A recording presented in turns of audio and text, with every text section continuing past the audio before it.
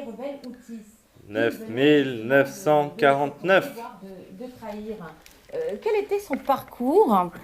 Je veux dire que vous posez là une question qui ne doit pas passionner nos auditeurs, nos téléspectateurs, parce que ce qui se passe au Yémen est une complication extraordinaire, mais ce qu'on peut retenir tout de même, grosso modo, vu de loin, c'est cette opposition très vive entre sunnites et chiites, qui rappelle un peu les guerres de religion en France, et qui partagent la communauté musulmane, non pas en deux parties, parce qu'il y a beaucoup plus de sunnites que de chiites, mais tout de même, créent des conditions de violence et de guerre civile qui n'ont pas fini de s'éteindre. Et sachant qu'une partie du Yémen est soutenue par les États-Unis et une autre plutôt par la Russie. Surtout par l'Iran et l'autre par l'Arabie Saoudite. Voilà, oui. C'est la rivalité entre sunnites et chiites. Bien, alors le président américain annonçait hier sa décision de transférer l'ambassade américaine depuis Tel Aviv jusqu'à Jérusalem, reconnaissant ainsi officiellement Jérusalem comme capitale de l'Israël. La communauté internationale ne le soutient pas et rappelons-nous qu'elle n'a jamais reconnu l'annexion de la partie orientale de Jérusalem, la partie est donc. Risque-t-on, depuis cette décision, un troisième intifada ? C'est probable, je ne sais pas si ce sera une intifada, mais il est probable que la officielle de transférer l'ambassade américaine de Tel Aviv à Jérusalem va avoir des conséquences sur l'équilibre intérieur de la Palestine et d'Israël. Cela étant, il faut savoir que ce n'est pas une initiative à proprement parler du président Trump, parce que tous les présidents précédents avaient pris en quelque sorte officieusement la même décision, mais personne ne l'avait mise en œuvre. Il se trouve que Trump veut tenir ses promesses électorales, il l'avait promis, il l'exécute. Cela étant, bien évidemment, ça fait courir un risque certain à l'équilibre politique et peut-être même social et militaire dans cette région. Moi, je dois dire que je considère que Jérusalem est une ville par nature internationale, puisqu'elle est la source, en quelque sorte, sinon la source, au moins la localisation des trois grandes religions révélées. Et personnellement, je suis assez partisan d'une internationalisation de la ville, mais il en est décidé autrement, et je ne suis pas un de ceux qui décident de l'avenir du monde. Alors, toujours concernant cette partie du monde, le Premier ministre libanais Saad Hariri n'est officiellement plus démissionnaire.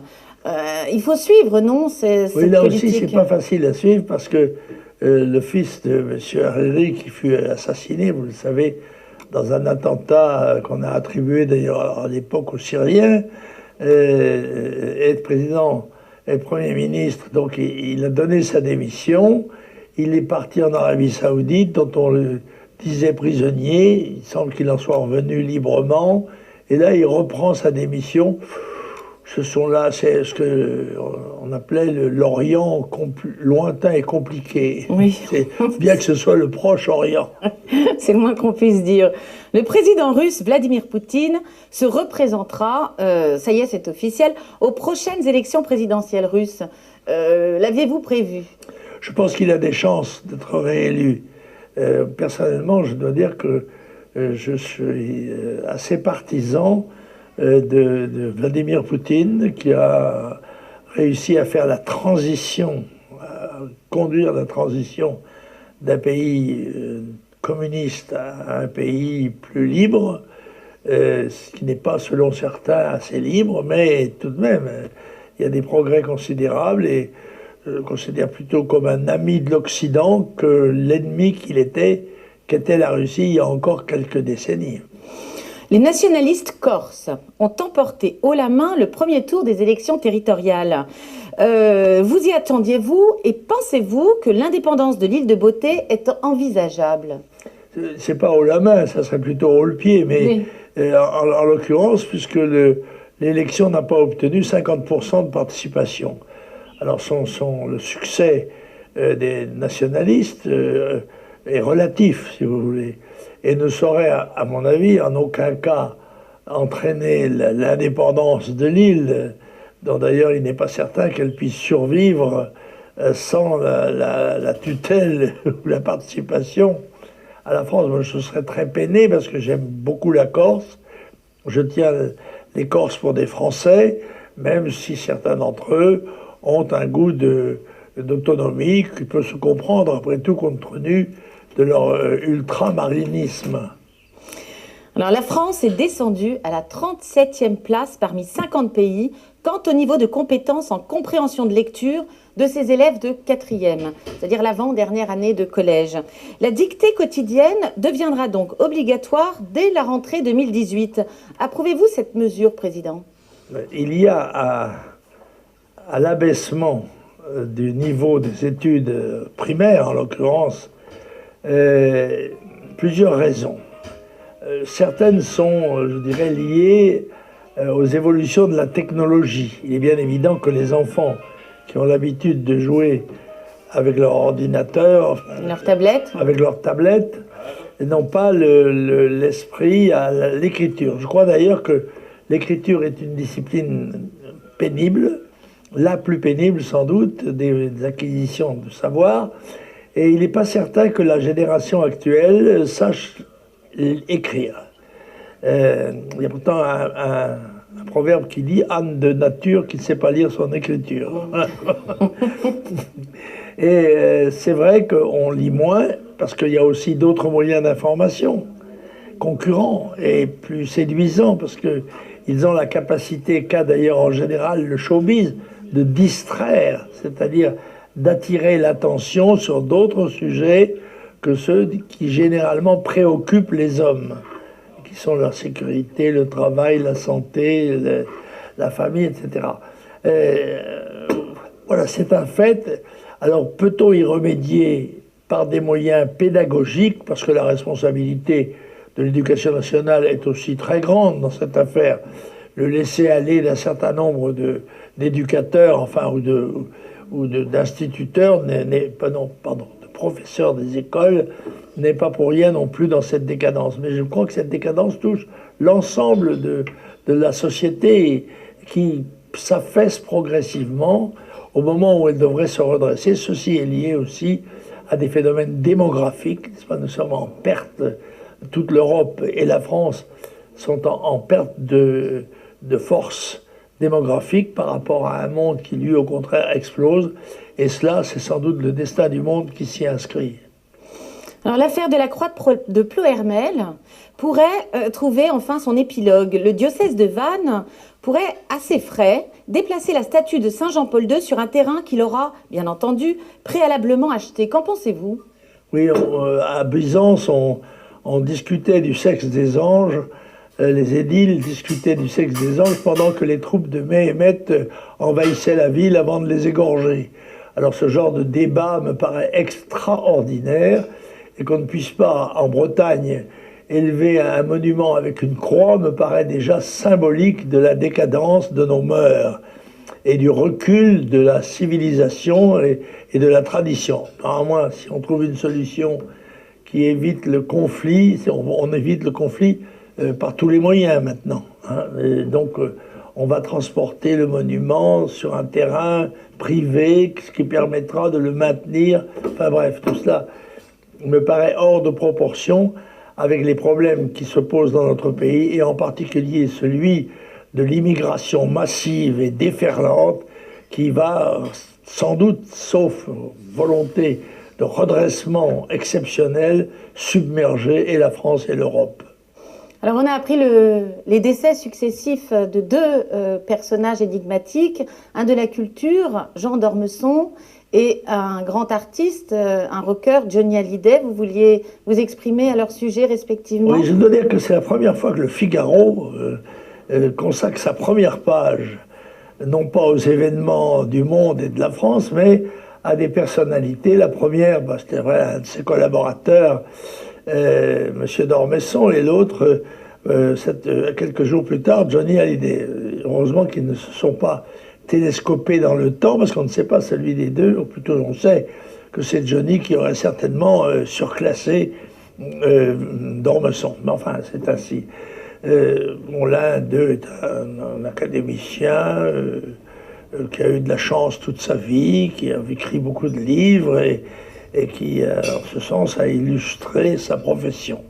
Et puis l'autre, c'est Johnny, un personnage plein de talent, dont je dois dire que je ne reconnais pas le caractère qui lui a été donné par le président de la République de héros, parce que pour moi, un héros, c'est quelqu'un qui se bat et qui meurt éventuellement gratuitement pour une cause, que pas le cas de Johnny est un professionnel qui gagnait sa vie en chantant, il a eu une influence considérable, avec un très grand talent, une personnalité attachante, je dois le dire, mais qui n'est pas héroïque, si j'ose dire. Il faudrait que les mots conservent leur sens, et que ce ne soit pas le président de la République qui les déforme. Oui, alors apparemment, un hommage national lui sera rendu à Johnny Hallyday samedi prochain. Je ne sais pas, ce sont des choses qui me dépassent. Écoutez, je vous remercie infiniment pour cette conclusion. Nous nous retrouvons la semaine prochaine. Merci, Président. Au revoir.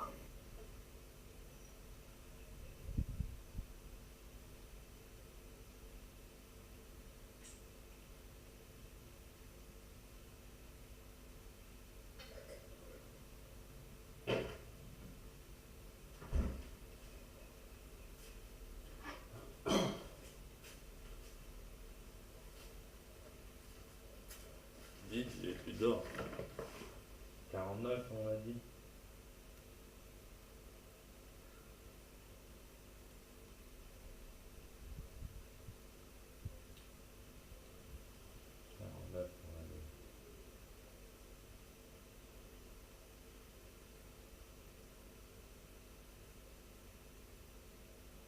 Allez.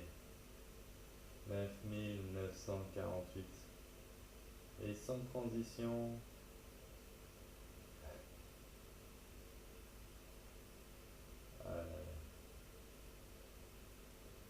Et sans transition. Absolument pur. Avec une et ça grâce à des méthodes parfois assez douteuses. L'homme le plus connu du dark web. Des exemples d'arrestations et de fermetures de sites, c'est pas ça qui manque, notamment car certains rouvrent 2-3 semaines plus tard pour se faire de nouveau fermer au bout de quelques mois. Du coup, j'ai choisi de vous en prendre deux, un qui commence à dater mais qui reste le plus connu, la fermeture du crypto-marché Silk Road, et un autre très récent qui a fait l'actualité ces derniers mois, la fermeture du site pédopornographique Child's Play. 4 ans séparent ces deux exemples, ce qui va vous permettre de constater l'évolution des méthodes utilisées par les autorités qui tendent elles-mêmes à être de plus en plus dans l'illégalité pour atteindre leurs objectifs. Alors oui, vous avez sûrement remarqué au titre qu'il ne s'agit pas de la troisième partie sur le dark web initialement prévue. Après réflexion, j'ai finalement décidé de vous parler de ces deux exemples dans deux vidéos bien distinctes. Voyez ça comme deux parties bonus entre la partie 2 et la 3 qui ne vous empêcheront pas de comprendre la troisième partie si vous zappez ces histoires. Ah ouais, comme Rogue One pour Star Wars par exemple. Ouais, enfin disons plutôt des sujets annexes pour deux histoires qui méritaient amplement leur vidéo à part entière. C'était bien la peine de faire une intro de 5 minutes dans la première partie pour expliquer l'agencement de ta série sur le dark web si c'est encore pour tout chambouler. Au final, ça fait 2 vidéos de plus, donc te plains pas. La future troisième partie sera toujours axée sur les bons côtés du dark web, pas de changement de ce côté-là. Elle arrivera juste un peu plus tard du coup. Bon bah Père Castor, raconte-nous ces histoires. Eh bien avec plaisir, et attendez-vous à énormément de détails, dont certains n'ont jamais été partagés en France, car à ma connaissance, aucun youtubeur ou journaliste francophone n'a approfondi ce sujet à ce point. Ah bah ça explique la longueur de cette vidéo. Bref, commençons donc pour cette vidéo avec le crypto-marché Silk Road, la route de la soie en français. Silk Road fut lancé fin janvier 2011 et fut l'un des tout premiers crypto-marchés à succès sur le dark web, et même le number one jusqu'à sa fermeture. Je vous renvoie à ma première partie sur le dark web dans laquelle j'ai expliqué en détail comment fonctionnaient les crypto-marchés. Comme tout marché noir qui se respecte, on pouvait y trouver des biens et des services illégaux, comme de la drogue, des armes, des services de piratage, des faux papiers, mais aussi des produits tombés du camion, des bijoux, des œuvres d'art, des cigarettes, etc. Le tout dans l'anonymat le plus total grâce aux transactions par Bitcoin et au Darknet Tor. Y étaient en revanche interdits les cartes de crédit volées, les faux diplômes, les services de tueurs à gages ainsi que la pédopornographie. En 2012, un an après son lancement, la vente d'armes fut également bannie du site. À l'instar des sites comme Amazon, eBay ou Le Bon Coin, et de grosso modo tous les crypto-marchés, Silk Road ne vendait pas directement, mais permettait la mise en relation entre vendeurs et acheteurs, moyennant de 3 à 12% de commission pour chaque transaction. Son succès provenait en grande partie de son professionnalisme, proposant par exemple pour chaque transaction en Bitcoin de passer par un système d'escroc, sachant que les cas de litige étaient rapidement arbitrés. Il y avait des produits en promotion, des offres spéciales, la livraison gratuite à partir d'un certain montant, des photos en haute définition des produits, des profils, une messagerie interne, un panier qui regroupait vos futurs achats, des commentaires de clients, des notations des vendeurs et un forum très actif. Bref, un site d'e-commerce classique en somme, ce qui était loin d'être commun à l'époque dans le dark web, et ce qui lui valut d'être régulièrement surnommé l'eBay de la drogue. 4 ans après sa fermeture, on en entend encore parler, et ce n'est pas pour rien. En effet, de février 2011 à octobre 2013, donc en 2 ans et 8 mois, Silk Road a permis plus d'1 million de ventes, pour un total de plus d'1,2 milliard de dollars, ce qui a notamment permis au site d'empocher 60 millions de dollars de commissions. Peu avant sa fermeture, le site comptait près de 4000 vendeurs et plus de 150 000 clients. Le fondateur du site avait quant à lui amassé une fortune de 18 millions de dollars depuis 2011. Il s'agissait d'un Texan de 31 ans nommé Ross William Ulbricht, mais seulement connu à l'époque sous le pseudonyme D.P. Ayer, Dread Pirate Roberts, en référence au roman Princess Bride, paru en 1973 et adapté au cinéma en 1987. Dans Princess Bride, Dread Pirate Roberts est un héros hors la loi, protégeant et aidant les faibles, une sorte de Robin des Bois masqué. La particularité de ce personnage réside dans le fait que son costume est légué et endossé par différents volontaires au fil des générations, qui s'approprient ainsi son rôle, son idéologie et sa responsabilité. Le masque porté par ces générations successives obscurcit ainsi la relation entre le nom et l'homme. Cette référence a eu le mérite de longtemps faire croire aux autorités que plusieurs personnes étaient derrière le compte de D.P. Ayer. Ross encouragea cette théorie, notamment le 14 août 2013 dans une interview pour le magazine Forbes dans laquelle il déclarait être le successeur du fondateur de Silk Road. Dans la vie de tous les jours, Ross William Ulbricht n'avait en rien l'attrait d'un hors-la-loi, bien au contraire. Né en 1984 au Texas, au sein d'une famille aisée, il intègre les scouts durant son enfance pendant 10 ans et reçoit à 17 ans le grade d'Eagle Scout, le grade le plus élevé dans l'organisation des Boy Scouts. Les années passent et Ross devient un jeune homme modèle et brillant, ce qui lui vaut de décrocher une bourse d'études à l'université du Texas à Dallas, dans lequel il se spécialise en physique. C'est à cette époque qu'il découvre le monde des stupéfiants et s'essaye alors à de nombreuses drogues psychédéliques tout en lisant de la philosophie orientale. Il ressort diplômé en 2006 et décroche de nouveau une bourse d'études supérieures à l'université de Pennsylvanie à Penn State où il excelle comme à son habitude. Promis à un grand avenir du point de vue de ses professeurs, Ross décide pourtant d'arrêter sa carrière scientifique après avoir obtenu son master avec une thèse brillante en mai 2009. Il fait part de son désenchantement à l'égard de la science et de son nouvel intérêt pour l'économie. Il découvre notamment les ouvrages de l'Autrichien Ludwig von Mises, un économiste prônant un système libertaire dans lequel le citoyen aurait la liberté économique d'être moralement libre. Autrement dit, une société dans laquelle les flux commerciaux et financiers se feraient sans régulation des gouvernements. Ross gardera cette idéologie toute sa vie et la fera germer 2 ans plus tard avec Silk Road. Milieu 2009, il retourne au Texas pour s'y installer et enchaîne les petits boulots. Il fait du trading en ligne, il vend des assurances pendant 3 mois, il fait un peu de montage vidéo, il corrige quelques revues scientifiques et il s'essaye même à la création d'un jeu vidéo, mais ce projet échoue rapidement. Par chance, l'un de ses voisins l'invite à travailler dans sa récente petite entreprise nommée Good Wagon Books, qui collectait des livres usagés pour les revendre sur des sites comme Amazon. Ross accepte et construit alors le site, apprend la gestion des stocks et écrit un script personnalisé qui détermine le prix d'un livre en fonction de son classement Amazon. Au cours de ses incursions en ligne, Ross découvre le Bitcoin, une crypto-monnaie numérique dont la valeur est uniquement basée sur les facteurs du marché et donc détachée de toute banque centrale, ce qui était parfaitement en adéquation avec sa philosophie libertaire. Une idée lui vient alors à l'esprit, créer un site web où les gens pourraient acheter n'importe quoi de manière intraçable et anonyme grâce à cette monnaie et à 2-3 autres outils. Comme la plupart des libertaires, Ross pensait que la consommation de drogue était un choix personnel. Il avait également constaté que les différentes guerres contre la drogue étaient des échecs complets, faisant à chaque fois plus de mal que de bien. Selon lui, les trafics existeraient toujours tant qu'il y aurait de la demande, donc autant que quelqu'un propose un système de trafic pacifique et sécurisé. La principale marchandise de son futur site serait donc la drogue. Il se lance alors petit à petit dans la programmation, tout en continuant à bosser chez Good Wagon Books. Fin 2010, son voisin trouve un emploi à Dallas et laisse Ross prendre en charge et diriger l'entreprise en échange de 50% de la compagnie et d'un salaire mensuel de $3000.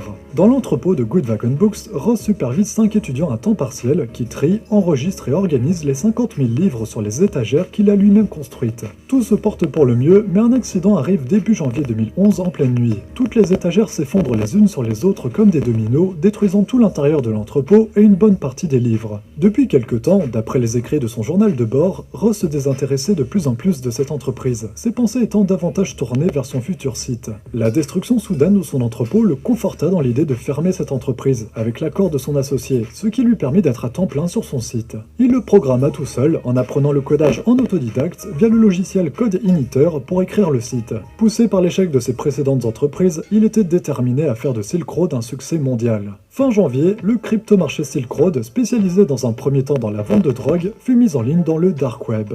Ross avait entre-temps fait pousser des champignons hallucinogènes et créa donc la toute première offre sur son site. Quelques jours plus tard, la première vente eut lieu, puis ce fut exponentiel. Il ne fallut pas longtemps avant que suffisamment de fournisseurs et d'utilisateurs en fassent un marché en pleine croissance. En juin 2011 notamment, Silk Road connut une croissance fulgurante après qu'un article sur Gawker Media ait attiré l'attention du public. Dès ce jour, le trafic se développa si rapidement que Ross eut besoin d'un support technique pour maintenir le site, gérer les transactions et ajouter des fonctionnalités comme les paiements automatiques. Il procéda alors à plusieurs recrutements à distance, embauchant notamment un habitué du forum surnommé Chronic Pain, un père de famille de 47 ans nommé Curtis Clark Green, habitant en Utah, et qui avait choisi ce nom du fait de sa propre douleur chronique au dos. Avec l'approbation de DPI, Green avait d'ailleurs créé bénévolement un sous-forum santé et bien-être, dans lequel il conseillait les utilisateurs sur les meilleures façons de prendre des opiacés, ce dernier étant un habitué de ces substances du fait de son handicap. Ross le recruta et le chargea de la gestion du service clientèle, dans lequel ce dernier devait notamment traiter les différents litiges de vente, en échange d'un salaire mensuel de 32 000 $.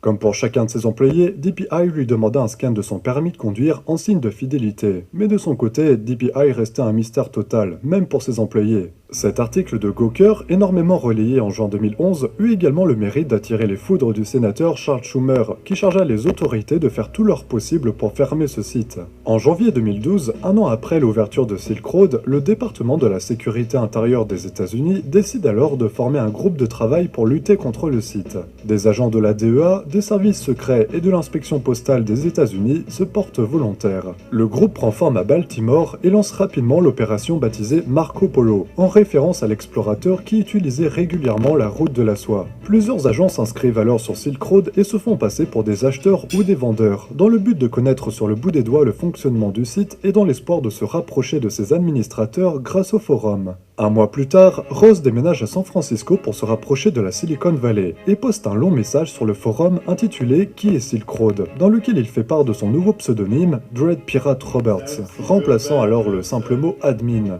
La référence fit mouche et ce message créa un véritable culte de la personnalité de la part de la communauté. DPI continua ainsi au fil des mois à entretenir son rôle de leader et d'évangéliste libertaire, écrivant que chaque transaction sur Silk Road était un pas vers la liberté universelle, loin de la mainmise des gouvernements. Il avait fondé Silk Road en tant que modèle numérique de l'idéal libertaire, un marché sans friction où chacun avait sa liberté tant qu'elle n'empiétait pas sur celle des autres. Silk Road était plus que de la contrebande, c'était devenu un mouvement. Il créa même un club de lecture dans un sous-forum avec des textes jugés sacrés, comme ceux, évidemment, de l'Autrichien Ludwig von Mises. Il y parlait d'un futur proche où les gouvernements actuels sembleraient être une histoire ancienne, tels les pharaons et leur armée d'esclaves. Les fidèles de Silk Road l'assimilèrent très vite à Che Guevara, le qualifiant de créateur d'emploi et déclarant que son nom allait vivre parmi les plus grands hommes de l'histoire. En avril 2012, l'agent spécial Karl Mark Force 4 de la DEA, appartenant à l'opération Marco Polo, crée un profil de vendeur sur Silk Road et y construit une fausse identité. Il s'invente tout un passé et un personnage, un certain Eladio Guzman, chef d'un cartel basé en République dominicaine, gérant d'importants stocks d'héroïne et de cocaïne et naviguant sur le dark web sous le pseudonyme Nob. Il contacte alors DPI par message privé et lui propose de racheter son site pour l'inciter à répondre. Le lendemain, Ross lui répond qu'il est ouvert à l'idée et lui demande ce qu'il a en tête. Après 2 semaines d'échange, ce dernier refuse finalement et lui propose un prix bien trop élevé pour lui, $1 milliard. Ce que Ross ne savait pas, c'est que son entreprise vaudrait réellement ce montant en 2013, faisant de lui, d'un point de vue financier, l'un des plus grands entrepreneurs du deuxième boom d'Internet. Dès lors, Nob garda le contact avec DPI pendant des mois à travers le logiciel de messagerie instantanée TorChat, parlant par exemple de la création d'un site parallèle pour les cartels, une sorte de version pro qu'ils appelleraient Master of Silk Road, mais qui ne verra jamais le jour. Au fil des mois, une camaraderie s'installa, ce qui était le but recherché par l'agent de la DEA, qui parlait de tout et de rien à Ross, comme le ferait un ami, découvrant au passage sa personnalité et son idéologie libertaire.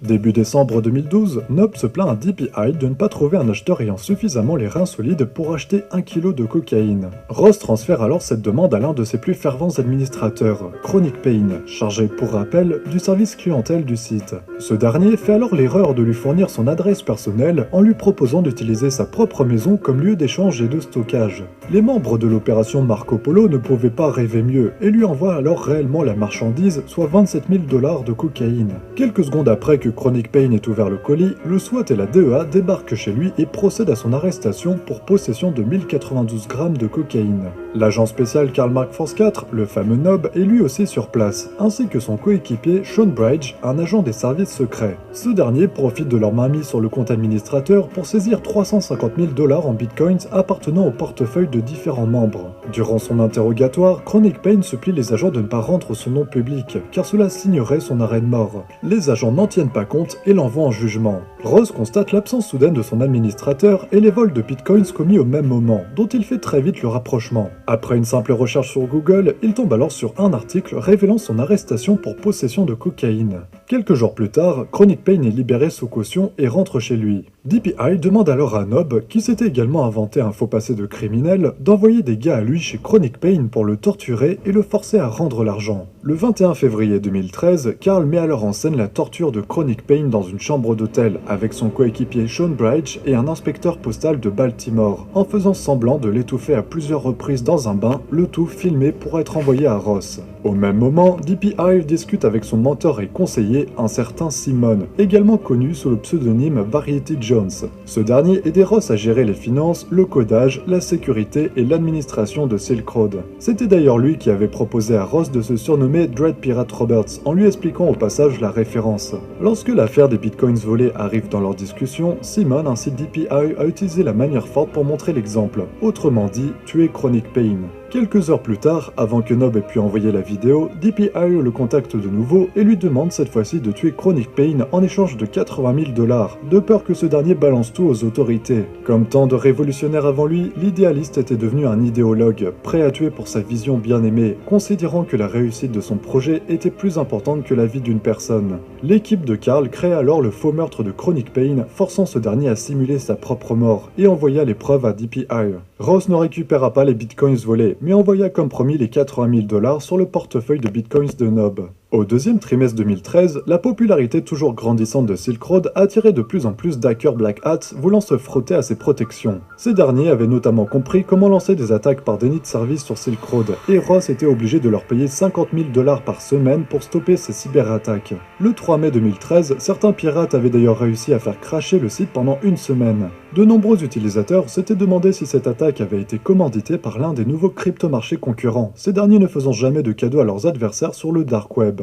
En juin 2013, dans les locaux du FBI, l'agent spécial Christopher Tarbell trouve un défaut dans la configuration de la page d'accueil du site qu'il s'empresse d'exploiter. Christopher Tarbell était expert en investigation informatique au FBI et dirigeait depuis peu une équipe nommée Cyber Squad 2, chargée de l'enquête sur Silk Road dans son agence. Car oui, il y avait plusieurs agences sur le coup, mais certaines ne travaillaient pas entre elles. Par le passé, en juin 2011, il avait réussi à se faire remarquer en réussissant à dénicher et arrêter un certain Hector Xavier Montségur, plus connu sous le pseudonyme Sabu. C'était le membre d'Anonymous le plus recherché, notamment car il était le cofondateur et le leader de Lulzec, un groupe de jeunes hackers très politisés et très actifs qui avaient piraté des grosses entreprises comme Sony et Nintendo, les sites de plusieurs médias américains ou encore le serveur d'une société de sécurité affiliée au FBI. Une fois arrêté, Sabu accepta de collaborer secrètement avec le FBI pendant 9 mois en tant qu'agent double chez Anonymous pour alléger sa peine, ce qui aboutissa à l'arrestation de 5 membres. Bref, revenons en juin 2013. Christopher Tarbell tombe lors de ses recherches sur un sujet publié sur le forum Reddit.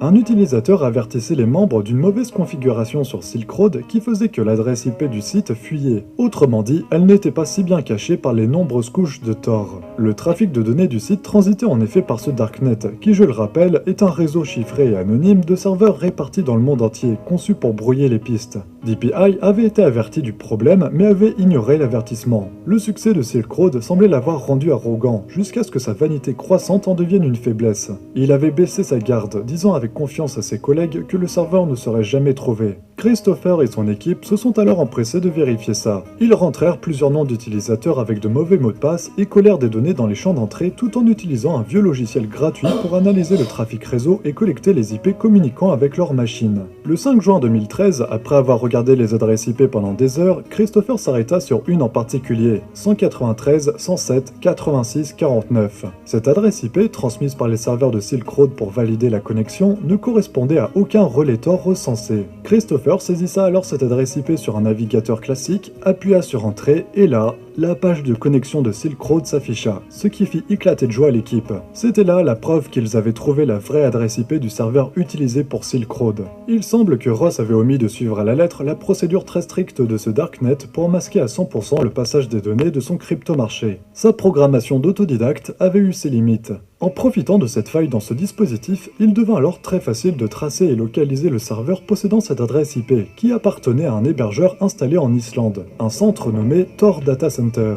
Le 21 juillet 2013, Christopher Tarbell se rend alors en Islande pour une demande d'entraide judiciaire. Les enquêteurs de la police de Reykjavik se rendent alors au Tor Data Center pour récupérer le serveur en question. Après analyse, ils notent en effet que ce dernier gère de gros volumes de trafic cryptés par Tor. Ils récupèrent alors l'historique des connexions ainsi que l'intégralité de son contenu, puis transmet le tout au FBI. L'analyse permit entre autres de constater que le compte de DPI recevait plus de 3000 virements par jour, totalisant 19 500 $, ce qui lui faisait un revenu annuel de 7 millions de dollars. Grâce à leur mainmise sur ces données, ils pouvaient voir tous les messages privés, mais aussi tous les ordinateurs qui avaient récemment communiqué avec Silk Road. La Cyber Squad Tour regarda alors le trafic enregistré pour le port 22, qui correspondait à la connexion cryptée où les administrateurs se connectaient. Ils y découvrent plusieurs IP menant à une sauvegarde près de Philadelphie, un serveur proxy d'hébergement en France et un VPN en Roumanie. La dernière connexion connue au réseau Silk Road VPN était une adresse IP appartenant à un cybercafé nommé Café Luna à San Francisco.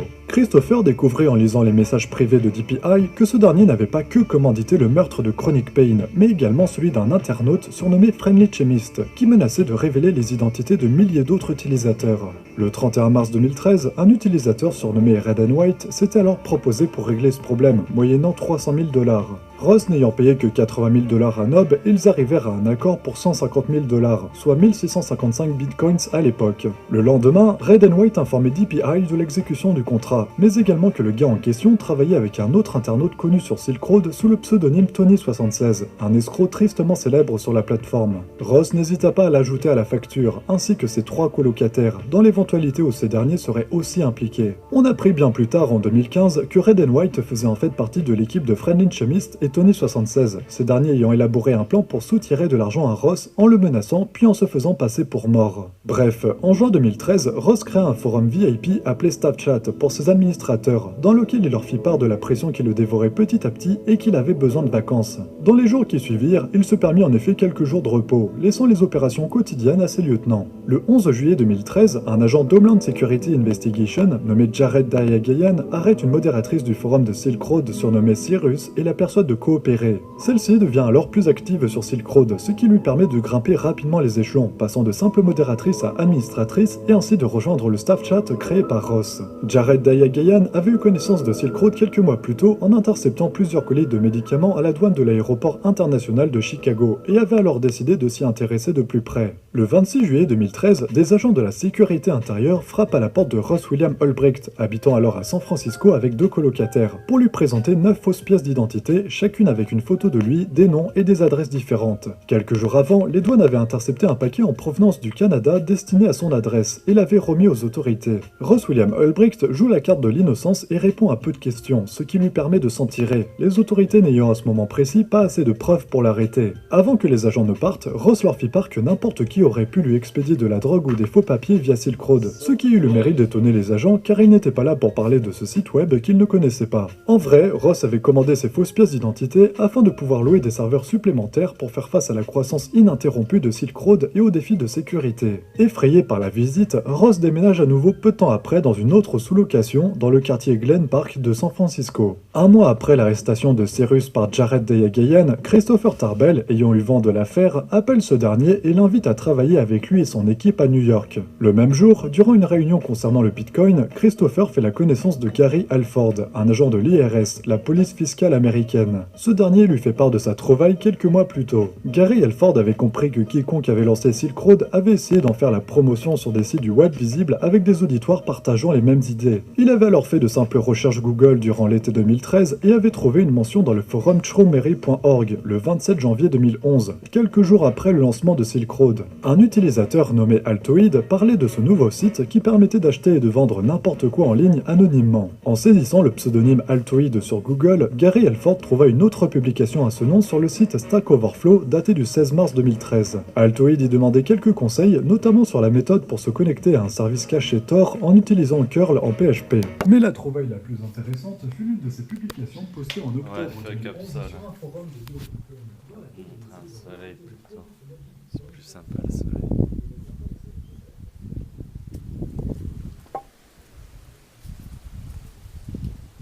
Les mafieux, Bitcoin et compagnie. On le dit depuis le début.